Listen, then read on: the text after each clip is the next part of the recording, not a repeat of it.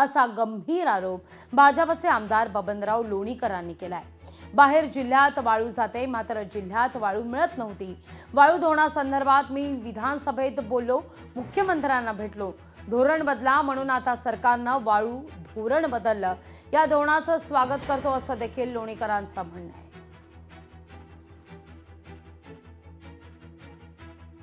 माननीय देवेंद्र फडणवीस साहेब मुख्यमंत्री आणि आमचे चंद्रशेखरजी बावनकुळे, मी यांचे आभार मानले, यांना धन्यवाद दिले, या धोरणाचं स्वागत केलेलं आहे। पण आता प्रत्यक्ष अंमलबजावणी होताना कळेल की या धोरणामुळे राज्यातल्या गरीब लोकांना खरंच वाळू मोफत मिळेल का, तर ती मिळेल असं वाटतं। आशा करूया आपण। शासकीय कामं थांबलेली आहेत, आपण आशा करूया की वाळू मिळेल। आमच्या गोदावरी, दुधना, पूर्णा 3 नद्यातून 2000 हायवा भरून जातात।